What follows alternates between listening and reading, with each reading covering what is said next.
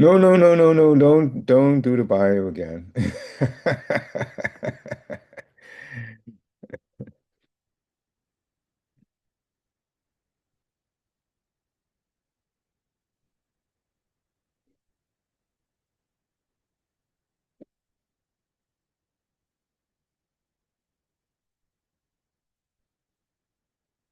Good morning once again, and welcome back to our January 2026 spring training sessions.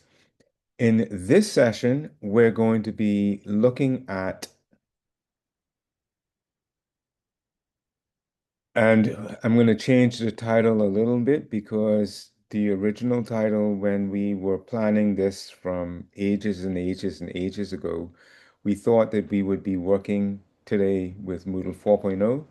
Really, we're going to be working with Moodle 4.5 Unlocked, what's new and what's next.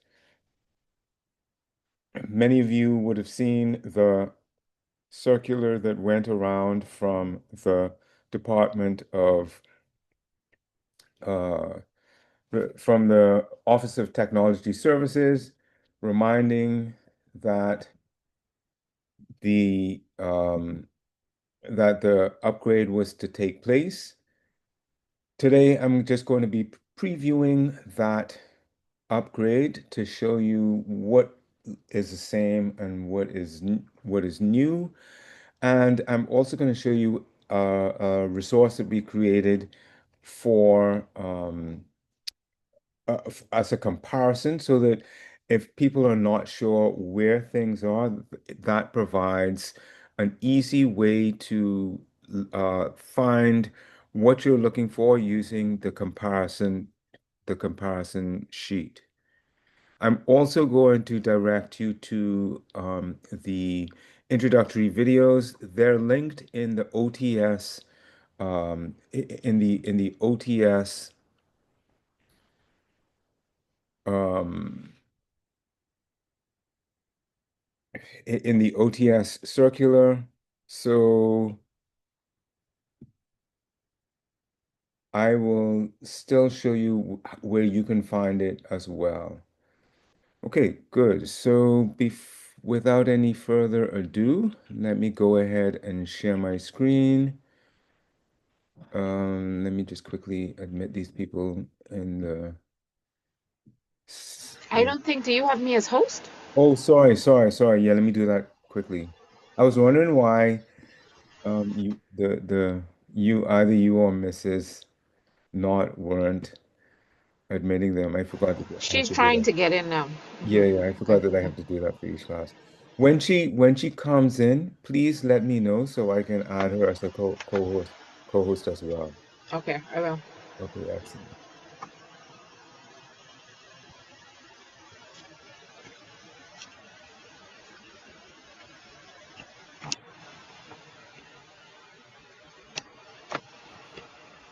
Okay, so can everyone see my screen now?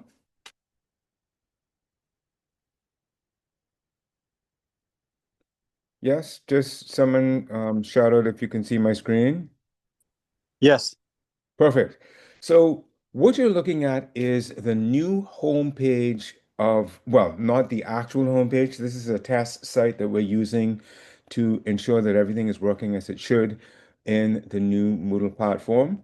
So you're looking at the new homepage of Moodle for UB, and as you'll see, it looks very much the same as the old one. The main difference being there's a ton of white space to the right and a ton of white space to the left. You will find that that's how it is across the board in the new platforms. They're trying to make the platforms more mobile friendly by design. So rather than focusing on the very wide screen that you can have on a laptop, they're focusing on column width that is more appropriate for an iPad or a tablet or or viewing on a phone. The other thing that you will notice that is new, in addition to all of the same, can everyone hear me still? Yes, I can. Okay, Yes. perfect. In addition to all of the same menu options at the top here, you notice that you will also see a series of menu options always appearing at the top of your content section of your screen. This is to replace the menu options that used to appear in the left-hand column, and we're going to see what they've done with the left-hand column in a bit. Uh, Anything else on the home page that we need to talk about? Oh, the other thing too is please note that we are cloning the UB site directly over from our Moodle 3.11 over to Moodle 4.5. So everything that you have in Moodle 3.11 will be replicated as of the upgrade day, which is the 12th of January, um, into the Moodle 4.5. This site was cloned back on December the 10th. So it's not going to be current. It's only going to be current up to December the 10th. But your site will be cloned on the 12th. So everything that you have done up till January the 12th in Moodle 3.11 will be transferred over into Moodle 4.5. For anyone who doesn't believe me, I'm just going to go and show you that all of the courses from before are, oh, it's locked me out. Oh dear. I'm going to need to go back.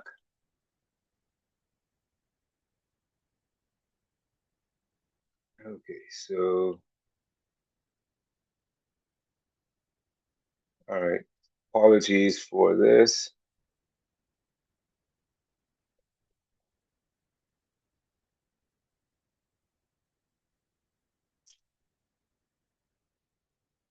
I'm going to need to log in again. Oh, there you go. It's logged me in. Okay, perfect.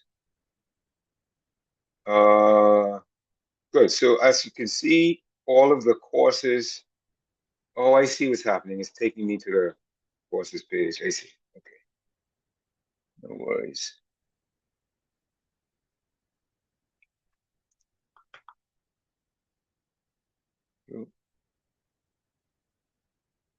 Anyway, uh, all of the courses that were appearing on the previous site are all there now. So if I go to my courses page, you'll see that all of my courses from before have been um, copied over onto the new site.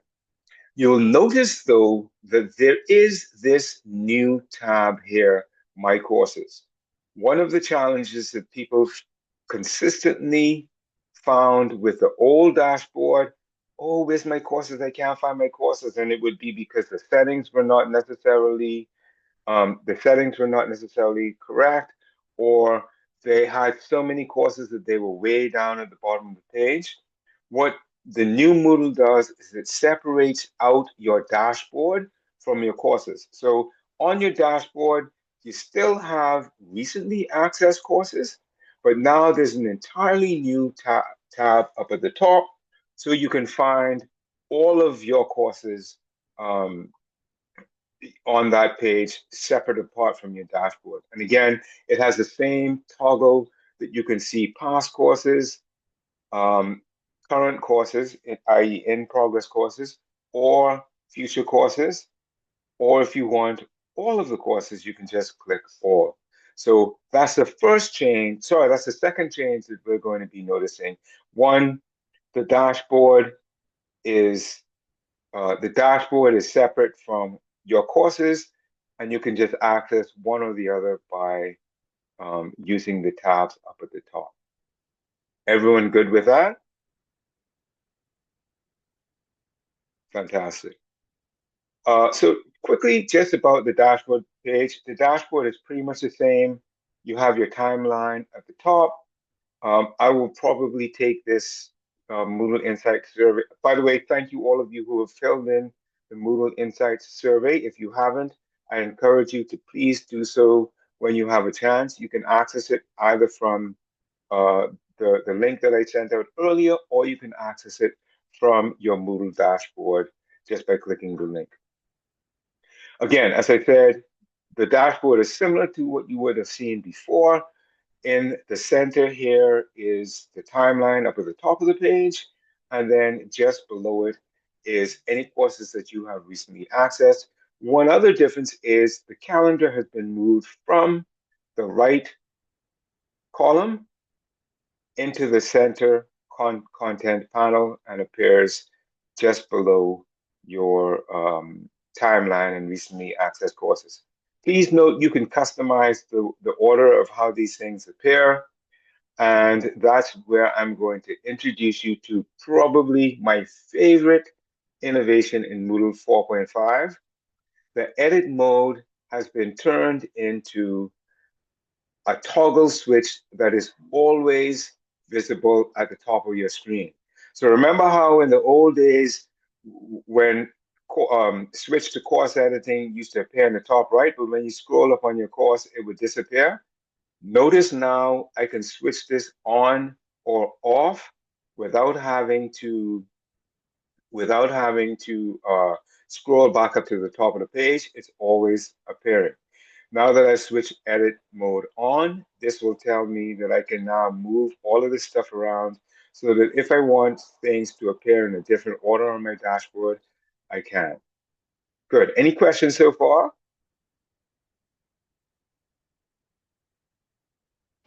None in the chat. Fantastic. Let's go in to look to see what a course actually looks like. I'm going to go into this course, and you'll notice something straight away. Again, all of the content is displayed in a fairly narrow section in the middle of the page. This is to make this more mobile, accessible by design.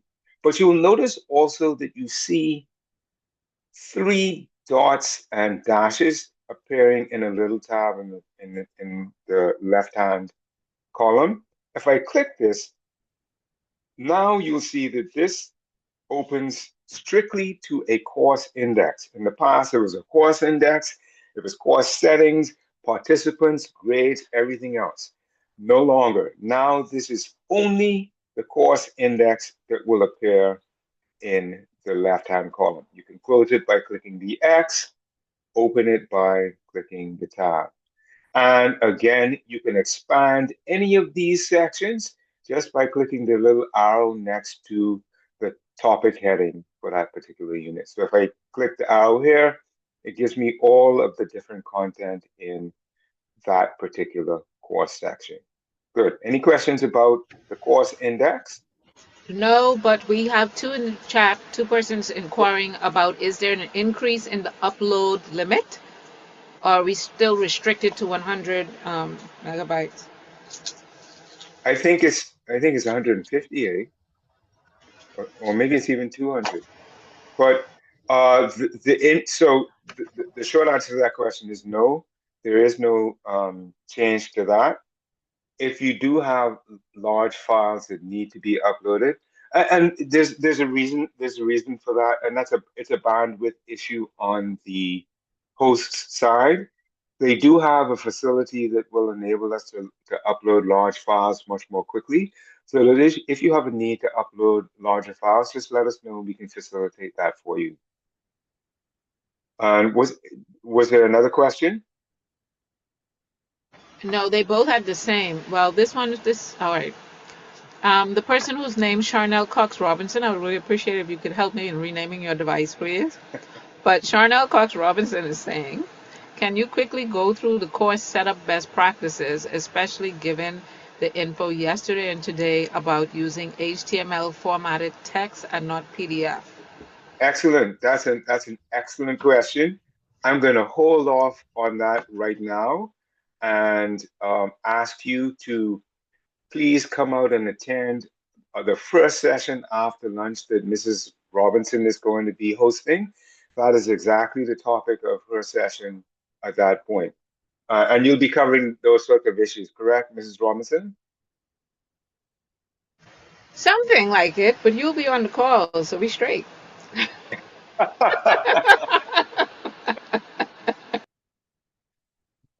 Perfect, perfect. So yeah, this session is really just to look more at the new technical features of the Moodle 4.5. So again, course index over in the left. But what happened to all of those grades and settings and participants and everything else? Well, remember I said you'll always see um, menu options at the top here. This is where all of those things have now been put. So if you want to change the settings, and you notice there's no cogwheel up in the left, up in the right hand there either, that's now in settings. So if I want to change the settings of my course, I just click settings. And I can go in and then change the setting of my course. Bam, bam, boom. And go ahead and save. That looks exactly as it did before. And again, participants, this gives me my student class list. As I'm the only tester. Oh, no, they even brought all the students over too. So these are, as you can see, everything has been flowed over. So these are all the students in the class. Note that one thing has changed in the participant page. The enroll users button has moved from over here to over here. It's exactly the same as before, though. You can enroll the users in exactly the same way. Good. Your gradebook is this third, and you'll see that it looks a little different. I'm not going to go into it now because there's a whole session this afternoon on how to set up your gradebook. But note that the grader report looks a little different than how it looked before. And you don't see all of those ways that you can adjust the different things or get a different view, et cetera, et cetera, et cetera. All of those different views can be accessed by clicking the drop down right next to the grader report. So if I wanted to go to gradebook setup, I'll just click that, scroll down to gradebook setup, and it'll give me my gradebook setup page, which looks pretty similar to how it looked before. The icons look a little different. I'm going to explain that to you in a bit. Was there a question in the chat? Okay, that's just reminding people to rename their device.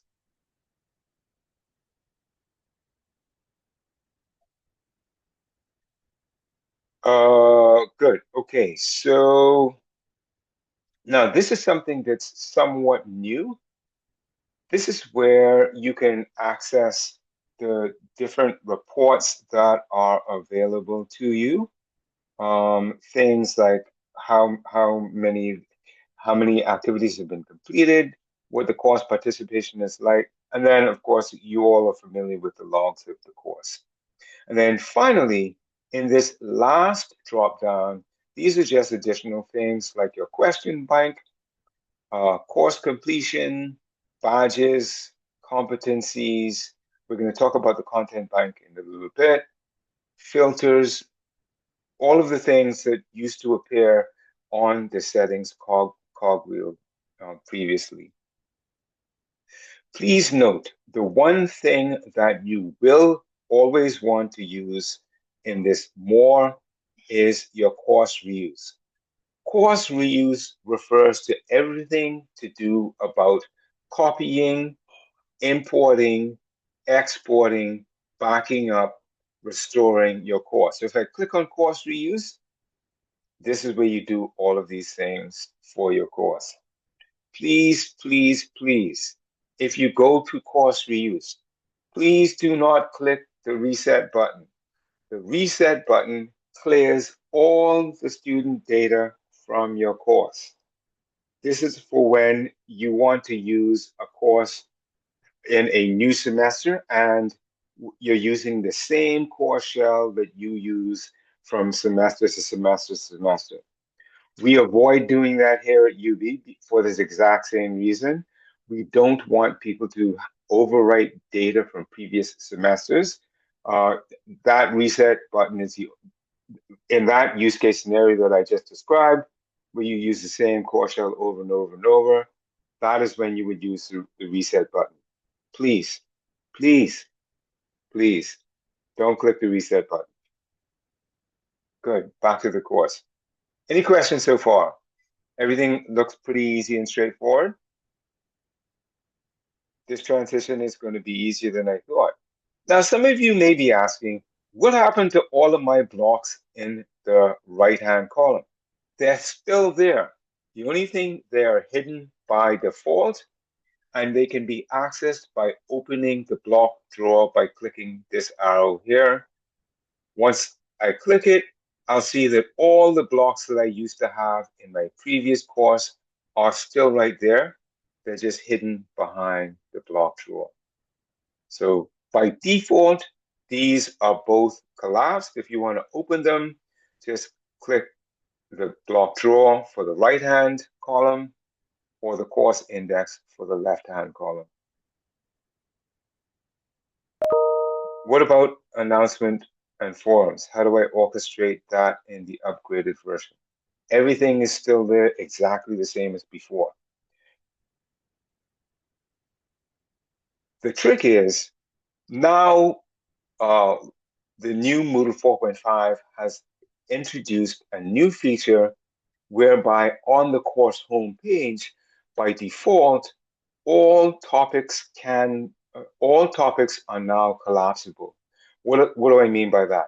Well, if you look at the course introduction here, you'll see that there's a little arrow pointing across from it. That means that this is now collapsed so that all I'm seeing is the heading for that section of the course.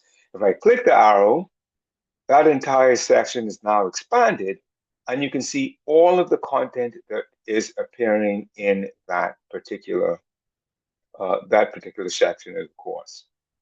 And getting back to the question, there's my announcements right there, just as before.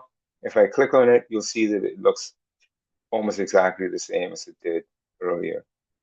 Another nice thing about these different assignments is you don't have to constantly going back and forth if you want to change the settings. Once you go into that announcement, you can see settings, advanced grading, etc., etc., etc., about that particular activity as well.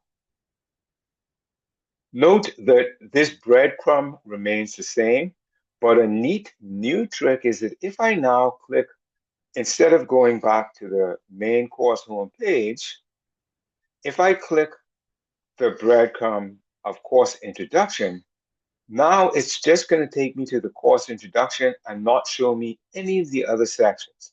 It's only going to show me that particular section of the course.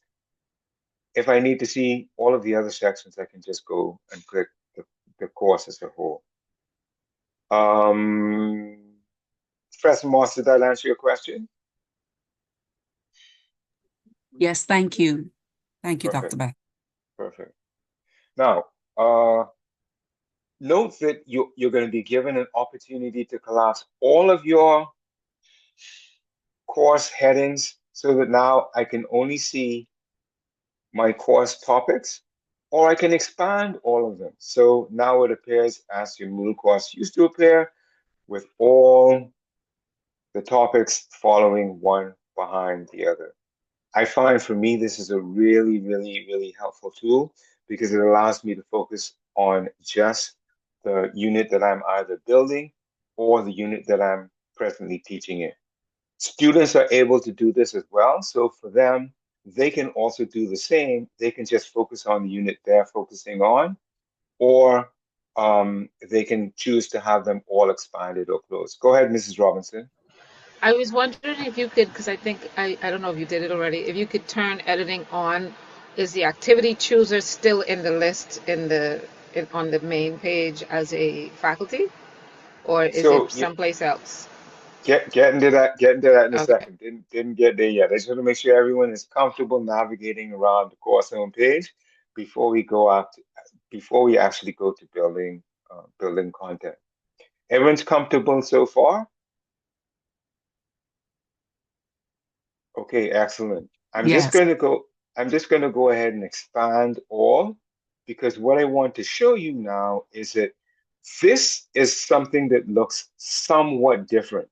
You'll notice that you're seeing a whole bunch of new icons. all of the icons have been simplified in the new Moodle. So this may be one of the things that may take the longest to get used to. Uh, Instead of all of the colorful icons, they are much more simplified, what they call clean Web 4.0 type icons. And they're exactly the same content, but the icons look a little differently. When I go into the activity chooser, I'll show you what each of these icons are, but you should be able to start to figure them out already. The thing that looks like a page, that's just an HTML page. If I click on that, just gives me my faculty profile. It's just an HTML page. If I look at the PDF, is obvious what it is. That's a PDF. This used to be a double box in color. I think it was yellow and blue. That's just a forum where you have sort of a voice bubble. A link looks like a link. We're not going to be, I don't think you'll be really focusing so much on database. Please note that all plugins, they remain in the icons that the plugin provider is using. So you'll notice, even though all of the Moodle icons look different, the plugin icons look the same, okay? This little jigsaw puzzle piece indicates that's an LTI link that will take us to Labster. The quiz looks like this, and trying to see if there's anything else that people would typically be using. There's an assignment, so I can show you what that looks like. I don't think there are any assignments in this course, so we'll see that when we go to look at the activity chooser. Note also that you have a completion menu. This will tell you what you need to do to complete, or what the student needs to do to complete that particular activity. Good. Any questions so far? Fantastic. So let's now look at what you will need to do to build out your course. As we said, let's say that, and I'm going to collapse all of these. Let's say that I was in my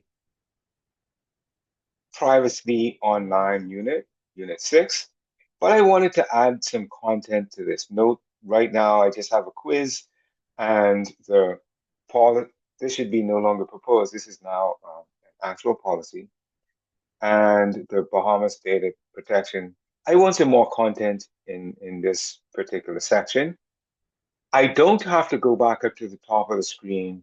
I can just click the edit mode toggle, and now you can see that I can do all of the all of the editing that I want, just by clicking that toggle.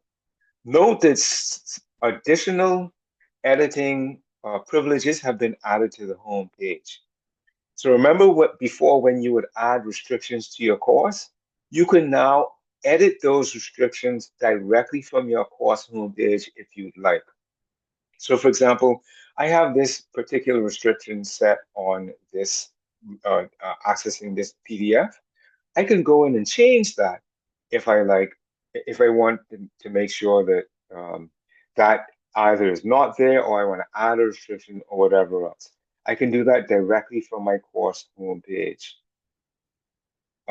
Again, you can edit your completion conditions directly from your course homepage as well. You do not have to go into your course settings or your activity or resource settings to do that. Now, those are still available using the 3 dots over here. However, those 2 things can be edited directly from the course homepage. Now, let's say I want to add new content. I just click on the add an activity or a resource, and you'll see the activity chooser appear, just as it did before. But you will notice that, as I said earlier, all of these icons look a little different. The assignment one looks more like a Dropbox. The attendance one looks like attendance. A book looks like a book, but they're all very simplified for, excuse me, they're all very simplified versions of what they were before. So I'd encourage you that when you get your new course, this is one of the first things that you should probably do. Just go in and familiarize yourself with these new icons. But remember that all of the plugins should still be appearing as they did before. McGraw-Hill, ELAB, H5P. Go ahead, Mrs. Robinson. Zoom, Do you etc., want etc. to, seeing that you have this visual up, talk about the blue H5P interactive content and the black one and which one we shouldn't be using or, We're actually going to be removing this. So Okay, that's removing one that. of the Okay, things all that right. we will be Okay. want to pair. Yeah. Good. Any other questions about the activity picker? Is perusal there? I don't see it. That's a good point. Let me make a note of that. Was that, I think perusal though, you had to add it as an LTI yourself though, eh? Or was it appearing in the picker? No, I think it had an icon in the clicker. I mean, in the chooser. Did it? Let me just go check to be sure. Yeah, because Dr. Bethel is also saying that too. So she's more of a user than me. So there was a question about accessing it as well, and I'm wondering whether the reason it's not appearing is because there's some issue with it. Let me just see if it's still appearing on this.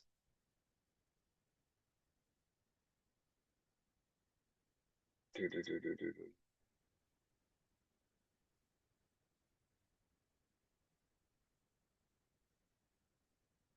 Yeah, it's not appearing on this either. No, I think it's not, I don't think it appears in the pick. I think you have to add it from the, go ahead, go ahead. Just open your mic and talk. Thanks. It's under external tools. I didn't see that Yes. option. On. Yeah, yeah, beautiful, beautiful, beautiful, beautiful. I'm glad you asked that question. Good. So, what Dr. Beza is asking about is that when you go to the activity picker, previously it would give you the option to add an external tool directly from the picker. This is another thing that's new about Moodle 4.5. If you want to include if you want to include an external tool, you can add it from the More menu. Okay, you should see here, you click More, you can click LTI External Tools, and then you can add your tool. And it's actually, I see why. It's turned off. Huh. And I wonder if it's turned off in this one too. Anyway, I'll go back into the backend and check that. Let's see if I turn it on, if that appears. I'm glad you raised that question. Go back to my course and now Also turn on Cengage, please. go ahead, Dr. Bethel. Hey, okay, there are two perusals. You have two perusals in that list, right? And one is the old perusal, which is the old integration, which is Hmm. not as intuitive as the new integration. So there were two that were turned on and the new one that I could see. And the one that was turned And on was the correct one. I think, If we go I there, think I'm surprised though because I had asked. if you go down, see No, the, yeah, oh, I yeah, see, yeah. the There's only perusal. one. So Oh that's the wait, maybe 1.3. there's. Perusal Ah, 1.3. okay. That's the one you want to turn on, And not so the I other one. know. Yeah, yeah. I know why they're both turned off because I had asked them to turn off. I had asked them to turn. Okay, that's what it is. I had asked them to turn off the 1.1, Yes, and turn off. Yeah, leave that one. I suspect that They turned off both. they turned off both. Yeah, Okay, so turn on 1.3. yeah. So I'll That's turn the on that one. one. Thank BHL you. should be on. Okay, personal Wiley level. should be on too. And Vital Source. All of these Right. should be on. Good. Okay, thank you. Thank you. All right. I w- Let me just make a note of that. LTI uh, activate. Okay. So now that these have been turned, oh, Cengage should be turned on too. And last the US. Huh. I wonder why they turn all of those off. Anyway, good.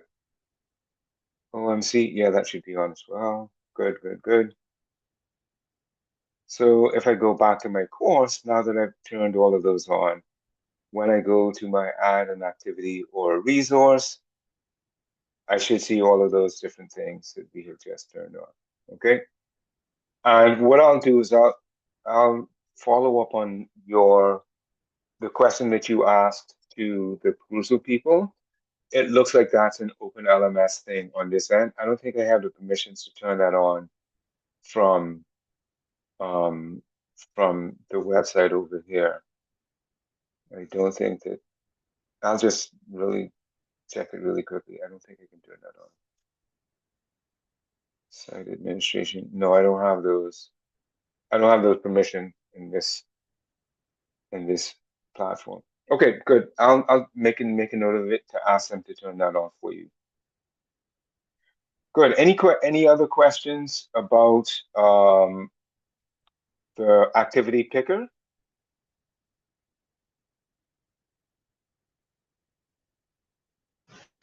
Okay, One of the nothing to things, chat. okay, Yeah.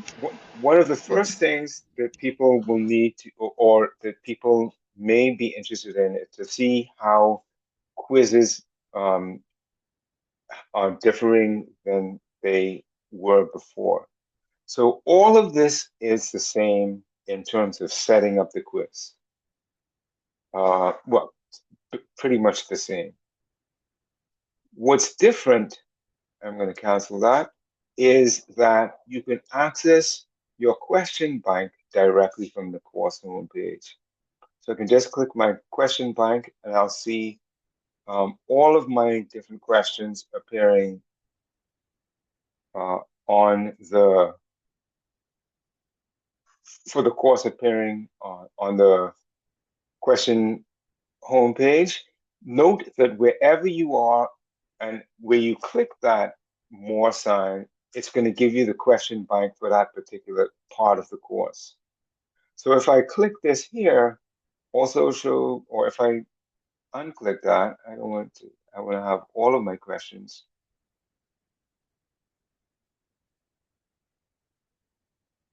Let's say I go into a quiz that I have here. Go ahead, Mr. Carmichael, Dr. Carmichael. Sorry, can you hear me? Yeah, I can hear you. Wonderful. I am glad you raised this issue of the question bank because this is something that I have been struggling with um, from not from no from ever since, which is the following. Let's say I have a particular quiz that I want to export Mm-hmm. or even import, but most likely export. So I have done quiz one, of course, or let's say I want to export quiz three of course X. Yes. Mm-hmm. Now, what I have found is that if I click on quiz three of course X, Mm-hmm. what happens is that when I then do the export and I do it in the Moodle XML format, Mm-hmm. what happens is that when I go to import this quiz three wherever, another course or what have you, it takes all the questions. So it takes questions from quiz one, quiz Yeah, two, yeah. how, which is very frustrating. Okay, so you want a quick way of doing that? Yes, please. Okay, good. So, um, so you want to export it from one course to the next? For example, or maybe even from, let's say, 1 year to the next. So I did a quiz one in fall. Um, I am teaching the course again. And he said, you know what, that quiz one in the fall, uh, let me um, let me put it back in the spring offering of the course. So what I typically do is I export the quiz and store it on Yeah, my hard drive. Yes. yeah. And then I will import the quiz from my hard drive. So there's a much easier way to do that. Mm, Um, well, there are a couple of easy ways to do that. If you right, don't want the entire question bank to be exported, one of the things you can do is just go into the quiz. I'm into right. my quiz now, Mm, and I'm going to show you how it will work in the new system. Go to more, mm-hmm. and instead of exporting the quiz, back up the quiz. And what you'll Ah, see, it looks just like you're backing up the course. I'm going to take off enroll users. And if I go to next, you'll see the only thing that is being backed up is that quiz. So then I can click did you? next Sorry, again. you took off enroll users. I don't. What did Yes, you mean by? yeah, What does because I that don't mean? want so if I'm just wanting the quiz to be restored in a different course, I Mm-hmm. don't want any of the existing user data Oh to be yes. included with that new quiz. You understand what I'm Right, saying? right, Exactly. right, So right. then, so yeah, then I just go ahead and perform the backup. The backup file was successfully created. I can then see my quiz that I just did. I can go and download that, save that to my desktop, and now I have my quiz that I can restore into any course that I want to in the future. Wonderful. Okay? And this is, by the way, this is being recorded, right? Yes, yeah. Please make this Um, recording available at your earliest convenience. yeah. I'm going to show you another way really quickly too. Another way is Right. that if I go into my course home page, again, click on the more. I click on course reuse. What I can do is import that content from, let's say that this is the new course that I'm working on. And I remember, oh, I had a really cool assignment that I did in my previous Introduction to Online Learning and Instruction course. Let me import that content over into my Yeah, new yes, course. yes, yes, yes. So I just will click import. It's going to ask me which course I want to import it in. I'm going to need to search the course because I want it in um, Introduction to Online Learning, Online Teaching and Learning. So let me search that out. Oh, that was a little too specific. So I'm just going to put online. And this is the one I want to import it from. No, this is the one I wanted to import it from. So I Mm. select that and then I click continue. And then it's going to give me, yeah, I can just skip over that. It's going to ask me what pieces of content from this course that I want to import. Well, I don't want all Yes. of this stuff, so I'm just going to click none. And I'm just going to scroll down to the quiz that I want. And it's this quiz right here. So I'm going to turn on this section one. That's the quiz I want to bring over. So now I am going to scroll down to the bottom, next, and I'm going to So wait a scroll minute, down wait a to, minute. So you had to also highlight the section heading. yes, good point, good point. Yeah, Hmm. because if the heading for that section is deselected, I can't select anything in that section. So All I gotta right. select that Okay. heading first and Yes. then select that piece of content in that particular section. Wonderful. Okay. Okay. Hmm. So then I go through just like I'm restoring a course. Scroll down to the bottom, perform import, give me the bar, and then, oh Lord, I hate when this happens. Okay, good. Oh no, final step, good. So now, when I go back into my course and I look into, sorry, and I go to expand my section one, I should see the quiz I just imported. It's now appearing in the Ah, course that I imported it from. So that's another way that you can just pull any content from any previous course that you have taught that you're still a teacher in. right. Okay? And one more thing, I Go also ahead. would have to, of course, set the dates and times. Ah, good point. Good point. Good point. When you import like that, you would need to go in and change the settings. So if I look at this, this is going to tell me my timing. From the previous Oh, well, I course. didn't have any dates and times in it, but yes, it would have shown the dates and times that you just imported it from. And so you would go in and change, you would go in and change those dates and times. Okay, wonderful. Thank you very much, Dr. Bethel. Much No appreciated. trouble at all. Hmm. Good. Any other questions? Nothing in the So chat. excellent. The one last, go ahead.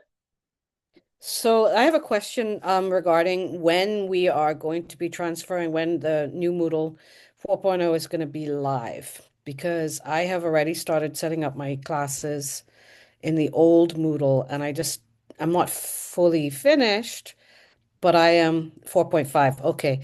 Um, but I'm just wondering what will happen when you upgrade to what's already been put in for the spring Yeah, semester. yeah. So I think you had not entered the session as yet. What is going to happen is the day that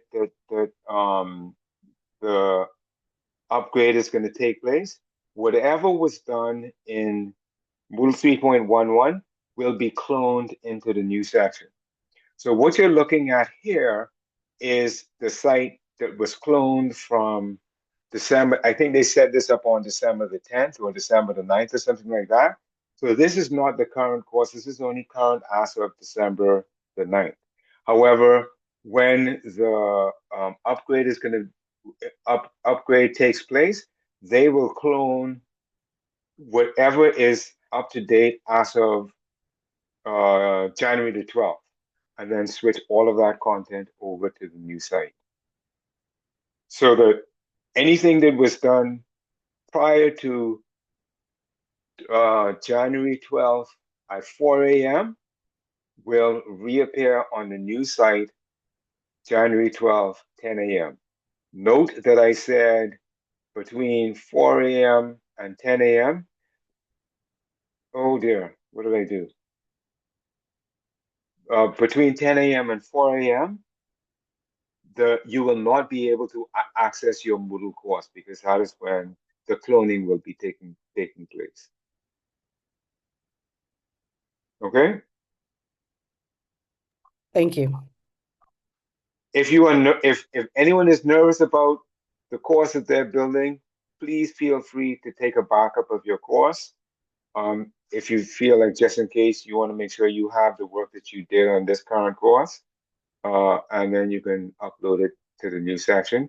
But when we did the clone for the development site, all of the content that was on the previous site, we've been able to verify is there on the current site, including all of the users, which is a problem because one of the things they wanted to do is try and cull some of these users who have never logged in from the site was created. But there it is. We have to do that in the new environment. One other thing that I want to show you is different about the new site is the HTML editor. I'm going to go in. I'm going to go in again to one of my text pages. Let me go into about this course. And you'll notice that the about this course looks exactly as it did before. I want to actually edit it though. And you'll see the editors look a little different. This is a new editor known as TinyMCE. It may take a little getting used to the different tools that are appearing in the new editor, but I have found that once I got used to it, it's much more user friendly than the one before. Uh, to, some things are collapsed behind these menus. For example, all of the editing functions, all the viewing functions. If you want to insert things, all of those are hidden behind these menus up at the top, rather than appearing as separate icons in the editor.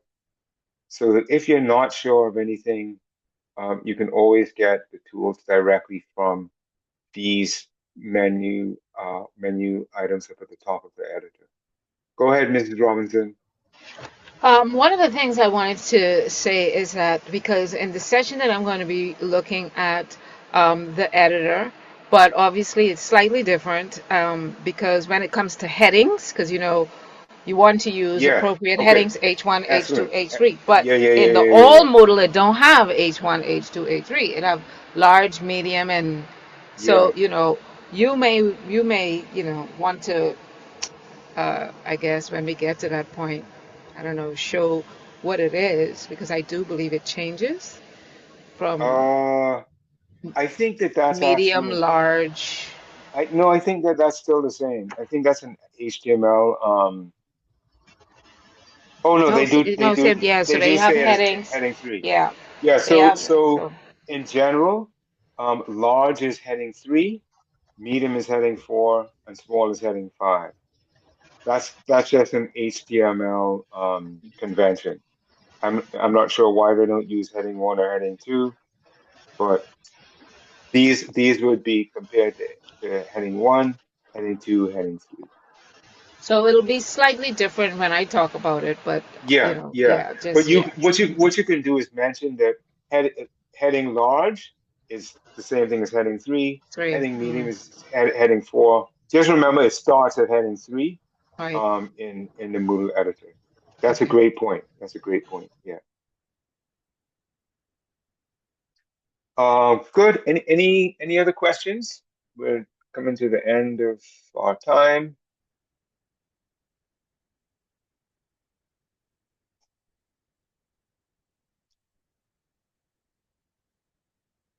If anyone, go ahead. So I had a question. Are the tables easier to manipulate in this version of Moodle? Because they were challenging in the last version. Yes, tables are easier to manipulate in this version of Moodle. Um, but what? So, do you use a lot of tables I would have used more if I could. So for? I avoided tables because they're so hard. But yeah, But I like to, if I set up groups, for example, I like to let the students know who's in the groups at a glance. And so I would use the tables to show that. okay, I so I asked the question. I asked that question for a reason because one of the things that we are trying to um, encourage course builders is that if try and use the tables as sparingly as possible, mainly because they present a challenge for screen readers. If it's for data that is best demonstrated in tables, and it sounds like what you're talking about is somewhere in between. Um, where are you using it like as group one? These are your assignments. Group two, these are your assignments. Group three, these are your assignments, like that. No, I'm using it just to show who is in the group. So group one, these are your group members. Group two, I know they can see it as the Yeah, participants, but it's easier at a glance in a table. That's yeah. what I'm. So that is that. I think that would qualify as data that is organized in a table format. It's not just a layout thing. What we're No, it's trying to not. dis Yeah, what we're trying to discourage is people using tables just as a layout tool. But if it's data that is best shown in that structured format, then yeah, Yeah, go ahead and yeah. use it. So in general, HTML tables are not great across the board. Right. Um, but I will say that they are easier to use in this version of Moodle. I'm just gonna show you how you can do it here in this one. I'll just go to the table. Oh, It yeah, looks, it is easier. yeah, but I mean, It's still HTML. I got it. Yeah. yeah, and so it's easier to put it. It definitely is more user friendly than the previous table because you can actually type the stuff into different columns. It Excuse me. allows you to align it, etc., etc., etc. So Yeah, yes, it is that's a easier. big help. Yeah. Yeah, Yeah. but it's The still other a thing I correct. use It's it just for, yeah, the other thing I use it for is for a wiki where students are given questions and the questions are laid out on the table and they put the answer in the next column. And so it's part of a wiki. So those are the only two things I use tables for. But that one is fairly critical to one of my assignments. So I would put the question in the right-hand column, and then I would have a column for the students' answers because they have to go find the answers. And then I have a right. column for my comments about the answers. Is it correct or is it not correct? Okay. So is that something you would advise to change? I'm just thinking that sounds like a anyway. That If sounds I like could, can I before interject? Sure. before you jump in, Mrs. Robinson. That sounds like there's a Moodle assessment tool that can actually do exactly what you're asking about. But let me see if I can let me research that because I'm pretty sure that I've created similar questions using one of the Moodle assessment tools. As opposed to a wiki, because I'm using it as a wiki so that students can see each other's answers. I think you can do it with a glossary. Oh, I probably Yes. could do it Yeah. with a Yeah, Yeah. glossary. yeah, I think you can do it with a Oh, glossary. Yeah. okay. Or even with a database.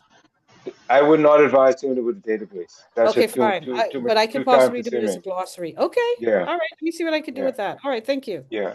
Go ahead, Good. go ahead, Ms. Robinson. Sorry, what I was going to say from the accessibility part of it, what you can do to test it to see how accessible it is, you may not necessarily have like JAWS or NDVA, but you can download extensions that are screen readers.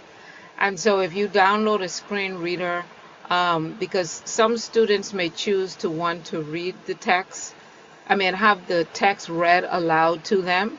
And if the read aloud extension cannot um, correctly read everything through the table, then it may just give you an idea of how accessible the information in the table is with screen readers, because I think that will be the main barrier for any type of screen readers trying to read the information in the table. So that's one way to figure it out to see if what I've found is that the extension screen readers does not work as good as the NVDA or the JAWS assistive technologies, but it would still be a good way to gauge if information you choose to put in the table would be read correctly with a screen reader or Yeah, yeah.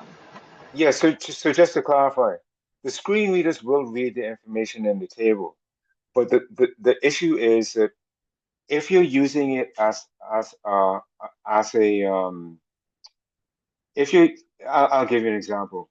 So many people with who design for many people who design websites in the old days, what they would do is all of this information would be built in a table. So this would all be a table. So this would be one cell, this would be another cell, this would be another cell, this would be another cell, and they're using it so that all the things appear in the correct place on the screen where they want it to appear.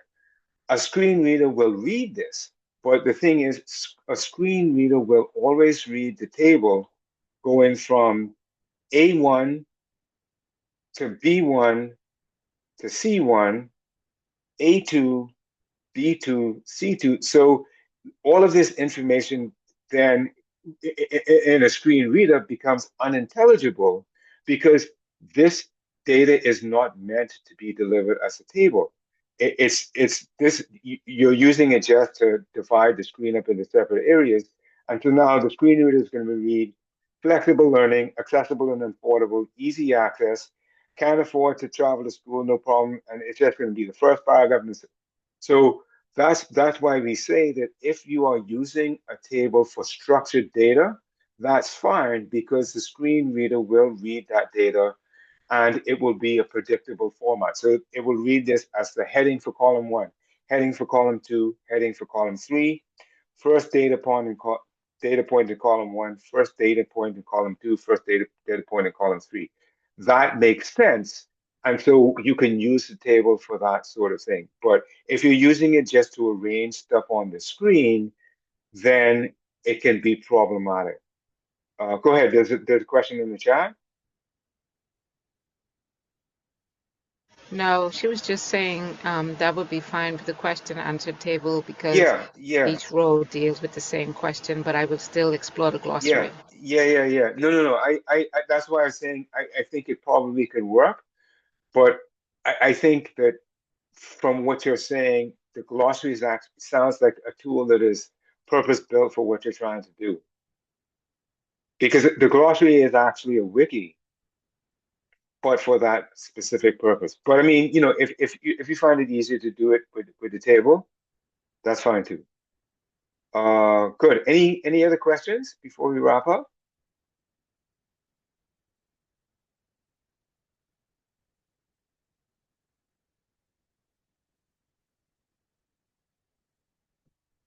No questions? Well, thank you very, very much for your time and attention. Again, let me just bring your attention to the resource that I created to help you to compare between the two versions. It's the Moodle Upgrade 3.11 to 4.5 comparison sheet. First, it shows you the differences in the user interface. It also indicates how the navigation is different from one to the next, underscoring that these menu bars are the primary navigation tools in the new site. It shows how the course page is different, the difference in the activity chooser. I think this is where people may find this the most useful because it allows them to compare to what was used before, how the dashboard is different. Um, oh, the one thing that I forgot to mention, there is a bulk editing feature in the new Moodle. So you'll notice that when I turn editing on, you don't see the turn editing on sign up here in the corner, but you see this bulk action um, link here. This allows you to, if there are things that you want to change about every single one of the same thing you want to change about every single one of your topics, you can bulk edit things straight from here. Just select all of them, indicate the change that you want to make.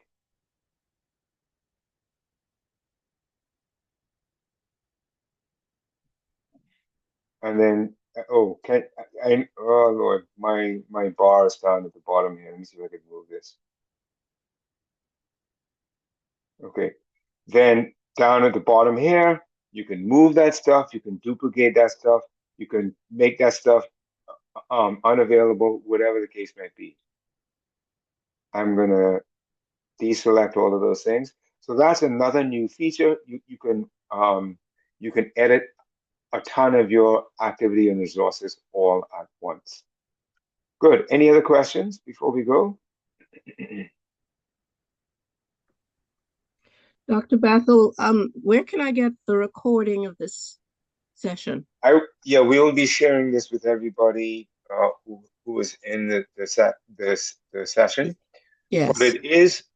But it will be on YouTube. This is the playlist. Welcome back to Moodle for Everyone. Sorry, this is the playlist that indicates all of the new changes in Moodle 4.5. The recordings for this session will be added to that playlist. You can link that playlist from just go into your email and search out the Office of Technology Services circular talking Thank you. about the Moodle upgrade, and you'll see the playlist right there. Excellent. Thank you so much. I really am going to buckle down and listen to all of this. I'll get the hang of it. Oh, I know you will. I know you will. Thank you. Good. Good session. And Thank you. any other questions? Fantastic. Well, thank you so much. I hope that this provided a brief introduction to the look and feel of the new Moodle platform. I find that it's really easy to get comfortable with this. There are just a couple of things that are a little different, and I tried to highlight those today. One of the things that I love the most, this edit mode button up at the top, where you can just turn it on and turn it off from anywhere in your course.